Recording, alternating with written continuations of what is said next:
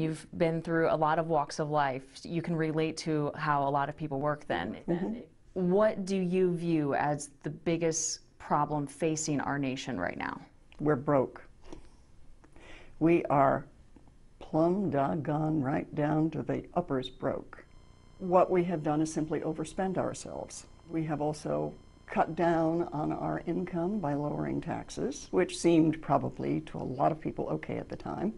But we ended up with a budget that was supposed to pay for, in a very old-fashioned phrase, guns and butter. And you can't do both.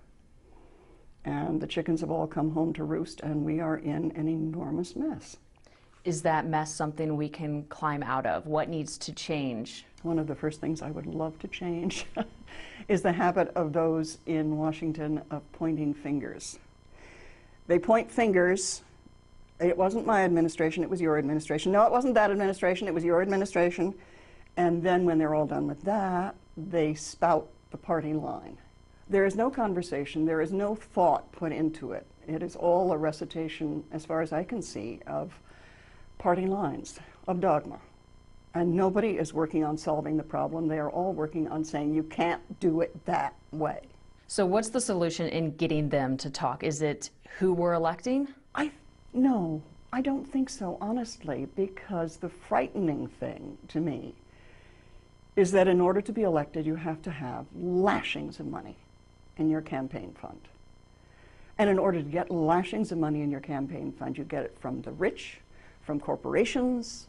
Before you even take your seat, you are obligated to groups that have their own agenda.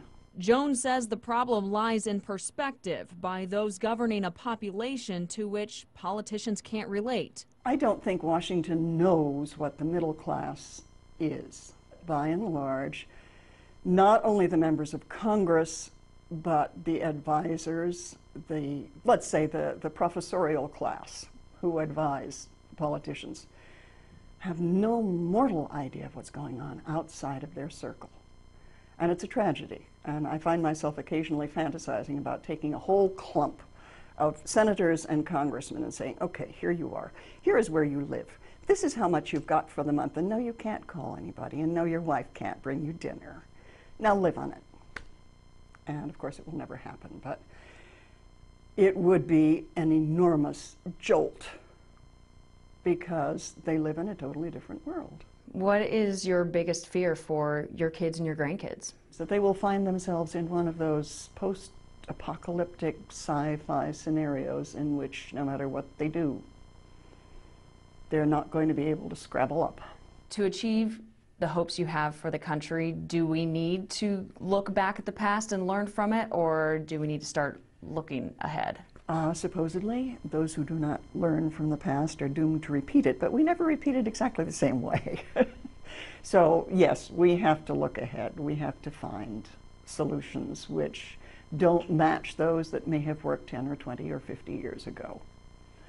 And what those may be, we will never discover until people begin to look for the solutions instead of clanging shut iron doors on certain avenues of possibility. I'm afraid that we very much do have to raise taxes, and I'm afraid that to some extent we are going to have to cut benefits.